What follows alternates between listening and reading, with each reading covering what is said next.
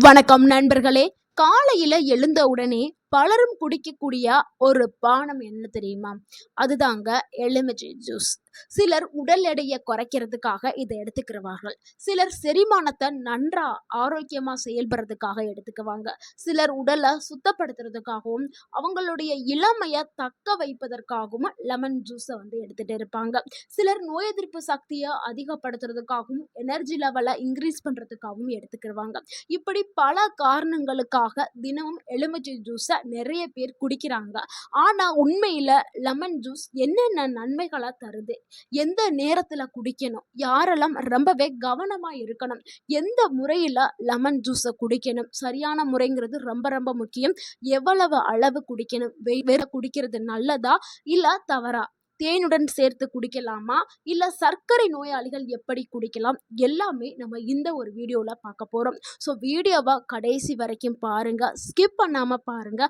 கண்டிப்பாக இந்த ஒரு வீடியோ உங்களுடைய ஆரோக்கியத்திற்கு ரொம்ப ரொம்ப முக்கியமான ஒரு வீடியோவாக இருக்கும். உங்க வாழ்க்கையை மாற்றக்கூடிய ஒரு அற்புதமான வீடியோவாக இருக்கும். உங்கள் ஆரோக்கியம் உங்கள் கையில்தான். எலுமிச்சையில் இருக்கக்கூடிய ஊட்டச்சத்துக்களை பார்த்துடலாம்.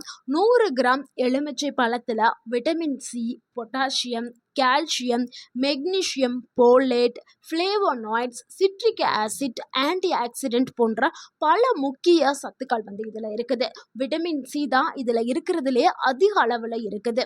ஸோ அதுதான் நமக்கு உடலுக்கு நிறைய நன்மைகளை கொடுக்குது. ஸோ தினமும் லெமன் ஜூஸ் குடிக்கிறதுனால உடலில் ஏற்படக்கூடிய நன்மைகளையும் மாற்றங்களையும் இப்போ பார்க்கலாம்.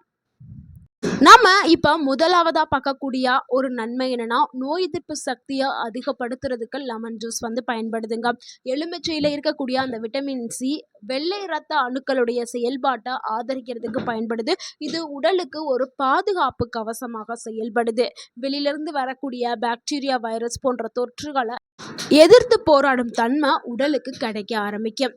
அடுத்து நம்ம இரண்டாவதா பார்க்கக்கூடிய ஒரு நன்மை என்னன்னா, சருமத்திற்கு ஆரோக்கியத்தை கொடுக்கறதுக்கு இந்த விட்டமின் சி பயன்படுது. அதாவது எலுமிச்சை ஜூஸ் நம்ம குடிக்கிறதுனால விட்டமின் சி உடலுக்கு போகும். இந்த விட்டமின் சி என்னதுக்குன்னா, கொலாஜன் உற்பத்திக்கு இது அவசியமான ஒன்று. ஏன்னா 30 வயதை கடந்துட்டாகவே கொலாஜன் உற்பத்தி இயற்கையாகவே உடல்ல குறைய ஆரம்பிச்சிடும். அதனால நம்ம தினமும் விட்டமின் சி நிறைந்த உணவுகளை உட்கொள்ளணும். அப்பதான் நம்மளுடைய இளமையை தக்க வச்சுக்க முடியும். இதனால சருமம் எப்பவுமே இளமையா இருக்கும், ஈறுகள் நல்ல ஆரோக்கியமா இருக்கும், ரத்த நாளங்கள் ஆரோக்கியமா இருக்கும், காயம் எல்லாமே வேகமாவே ஆறும். இப்ப நம்ம கையில ஒரு கீரல் விழுந்துருச்சு அப்படின்னா அந்த கீரல்லாம் வேகமாவே ஆற ஆரம்பிக்கும். ஸோ ஒரு காய் நறுக்கிறோம், கத்தி கையில பட்டுருச்சு, அதெல்லாம் விட்டமின் சியை எடுக்க எடுக்க வேகமா ஆற ஆரம்பிச்சிடும். அதனாலதான் வயதான தோற்றத்தை தாமதப்படுத்துறதுக்கு லெமன் ஜூஸ் பயனுள்ளதாக இருக்குது. ஸோ தினமும் நீங்க லெமன் ஜூஸை குடிச்சிட்டு வந்தீங்கன்னா உங்க உடல்ல கொலாஜன் உற்பத்தி ஆகி உங்களுடைய இளமையா நல்லாவே தக்க வச்சுக்கலாம். அடுத்து மூன்றாவது நன்மை, இரும்பு சத்து உறிஞ்சுதலை மேம்படுத்துறதுக்கு இந்த லெமன் ஜூஸ் பயன்படுது. லெமன் ஜூஸ் ரெண்டுமே இரும்பு சத்து நிறைந்த உணவுகளை நம்ம சாப்பிட்ட பிறகு ஒன்று நம்ம லெமன் ஜூஸ் குடிக்கணும். இல்லைன்னா நம்ம சமைக்கக்கூடிய அந்த உணவுகள் மேலே எலுமிச்சை பழத்தை அப்படி புழிஞ்சு விடுறதுனால அந்த உணவில் இருக்கக்கூடிய இரும்பு சத்தை உடலால் முழுமையாக உறிஞ்சி கொள்ளப்படும். ஏன்னா உடலால் இரும்பு சத்தை உறிஞ்ச முடியாது முழுமையாக. ஆனால் இந்த விட்டமின் சி நிறைந்த இப்போ எலுமிச்சம்பழம், எலுமிச்சை பழ ஜூஸு, ஆரஞ்சு பழ ஜூஸு, இல்லை ஆரஞ்சு பழம், நெல்லிக்காய், இந்த மாதிரி விட்டமின் சி நிறைந்த பழங்களை நீங்கள் ஒரு நான்வெஜ் சாப்பிட்டுட்டு நீங்கள் அதை எடுத்துக்கிட்டிங்கன்னா அந்த நான்வெஜ்ஜில் இருக்கக்கூடிய இரும்பு சத்து ஃபுல்லாக உங்கள் உடலுக்கு போயிடும்.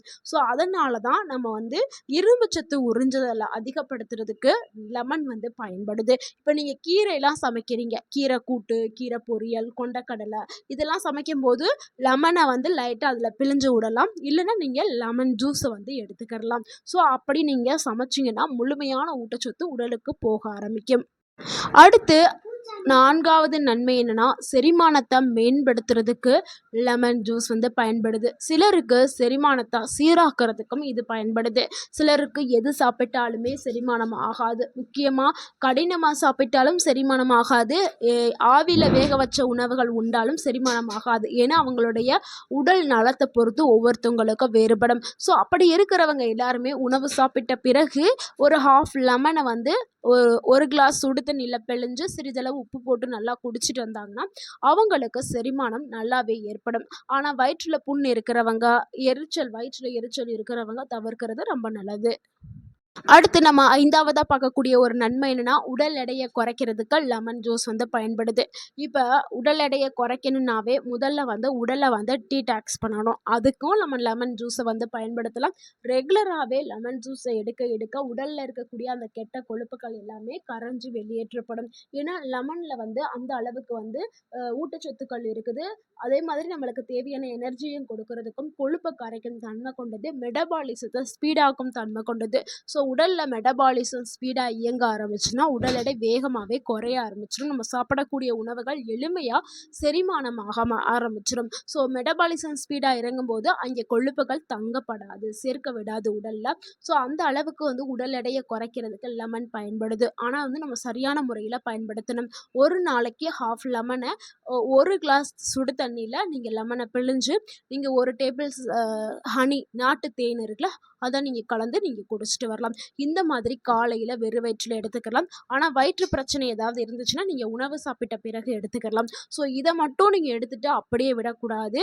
இது கூடவே நீங்கள் உடற்பயிற்சி மேற்கொள்ளணும். உணவு கட்டுப்பாடு கொஞ்சம் தேவை. ஸோ இதை செய்யும்போது நல்ல ஒரு ரிசல்ட் உங்களுக்கு கிடைக்க ஆரம்பிக்கும். அடுத்து 6வது நன்மை என்னன்னா, சிறுநீரக கற்கள் வருவதை தடுக்கிறதுக்கு லெமன் ஜூஸ் பயன்படுது. ஏன்னா இதில் சிட்ரிக் ஆசிட் இருக்குது. சில வகையான கால்சியம் ஆக்சலேட் கிட்னி ஸ்டோன் உருவாகிற அந்த அபாயத்தை குறைக்கிறதுக்கு லெமன் ஜூஸ் பயன்படுது. ஏற்கனவே கிட்னி ஸ்டோன் இருந்துச்சுன்னா அவங்க மருத்துவருடைய ஆலோசனைப்படி நீங்கள் உணவு கட்டுப்பாடு எடுத்துக்கிறணும். சில வகையான உணவுகளை தவிர்க்கிறது நல்லது. அவங்க லெமன் ஜூஸ் எடுத்துக்கலாம். ஏன்னா திருப்பி கிட்னி ஸ்டோன் உருவாகிற அந்த அபாயத்தை குறைக்கிறதுக்கு லெமன் ஜூஸ் பயன்படுது. அதனால் வயதானவர்கள் கண்டிப்பாக லெமன் ஜூஸை எடுக்கணும். ஏன்னா வயதானவர்களுக்கு தான் இந்த கிட்னி சார்ந்த கற்கள் உருவாகிறது வரும். ஏன்னா அவங்க வயது அதிகரிக்க அதிகரிக்க தண்ணி குடிக்கிற அந்த தாகம் ஃபீல் குறைஞ்சனால தண்ணி குறைவாக தான் குடிப்பாங்க.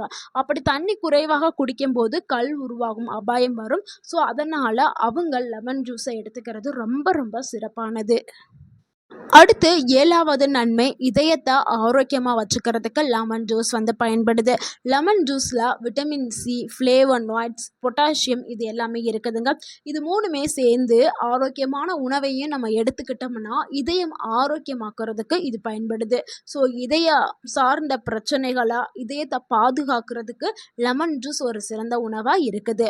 அடுத்து 8வது நன்மை என்னென்னா, உடலில் நீர்ச்சத்தை பராமரிக்கிறதுக்கு அதுக்கு லெமன் ஜூஸ் பயன்படுது. நீங்கள் காலையில் எந்திரிச்ச உடனே நீங்கள் லெமன் ஜூஸை குடிச்சிட்டிங்கன்னா உங்கள் உடலில் அந்த நீர்ச்சத்து பேலன்ஸ் ஆயிரும். ஸோ நம்ம 8 மணி நேரம் தூங்குறோமா, அந்த தூங்குற டைமில் யாருமே தண்ணி குடிக்க மாட்டோம். அப்போ சிறிதளவு நீர் இழப்பு ஏற்படும். ஸோ அதை ஈடுகட்டுறதுக்கு நீங்கள் காலையில் 1 கிளாஸ் லெமன் ஜூஸை குடிச்சிங்கன்னா அந்த நீர்ச்சத்து மெயின்டைன் ஆகிரும். அது கூடவே நீங்கள் தொடர்ந்து தண்ணி அதிகமாக எடுக்கும்போது தண்ணி குடிக்கிற பழக்கமும் உங்களுக்கு அதிகமாகிரும். ஸோ இதனால் உடல் எப்போவுமே ஹைட்ரேஷன்லேயே இருக்கும்.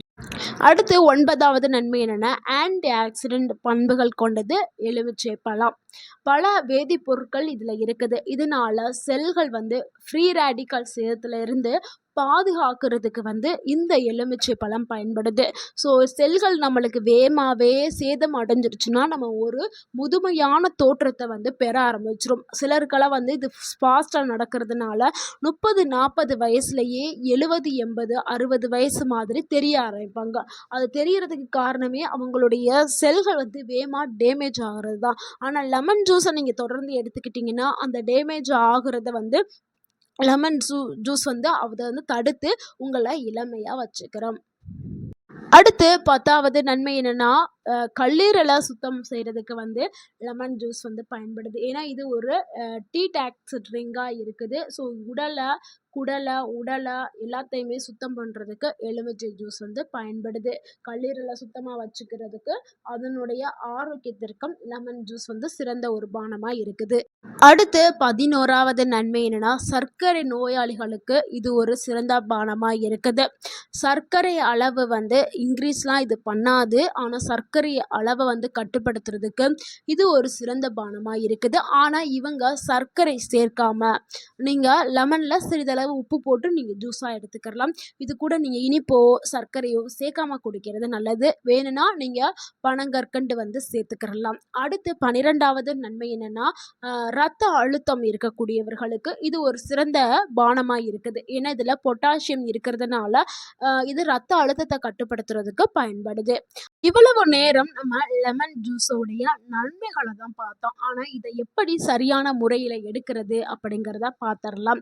நம்ம காலையில் எடுக்கலாங்க. காலை உணவுக்கு பிறகு எடுக்கலாம், மதியானம் எடுக்கலாம், உடற்பயிற்சி செஞ்சதுக்கு பிறகும் எடுத்துக்கலாம்.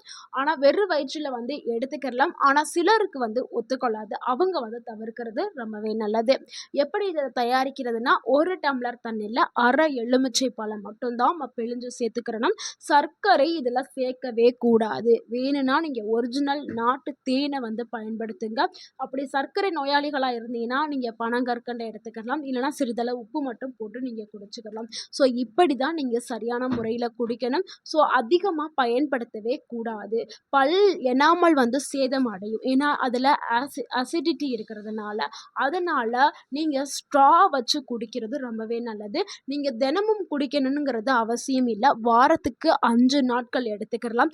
2 நாள் இடைவெளி விட்டுட்டு திருப்பி வாரத்துக்கு 5 நாள் இந்த மாதிரி தான் லெமன் ஜூஸை வந்து நீங்கள் எடுத்துக்கிறணும். தொடர்ந்து 7 நாட்கள் அப்படியே தொடர்ந்து நீங்கள் எடுத்துக்கிட்டே இருந்தால் உங்களுக்கு ஒரு என்ன ஆகும், சில பல பிரச்சனைகள் வர்றதுக்கு வாய்ப்பு இருக்குது. அதனால் நீங்கள் இந்த மாதிரி எடுக்கிறது ரொம்பவே நல்லது.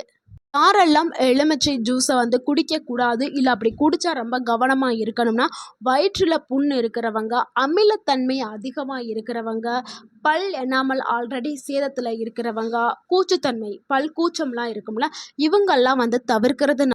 பல் எனாமல் ப்ராப்ளம் இருக்கிறவங்க அப்படி நீங்கள் குடிக்கிறதா இருந்தால் ஸ்ட்ரா பயன்படுத்தி நீங்கள் குடிக்கலாம். அடுத்து நீங்கள் குடிச்சு முடித்த உடனேயே தண்ணியில் வாயை நல்லாவே கொப்பளிச்சிருங்க. அப்படி நீங்கள் செஞ்சிட்டிங்கன்னா உங்கள் பற்களுக்கு எந்த ஒரு சேதத்தையும் அது ஏற்படுத்தாது. ஸோ இதுதாங்க சரியான முறை. இப்படி தான் நீங்கள் பயன்படுத்த. நண்பர்களே, லெமன் ஜூஸ் அப்படிங்கிறது ஒரு அற்புதமான பானம்ங்க.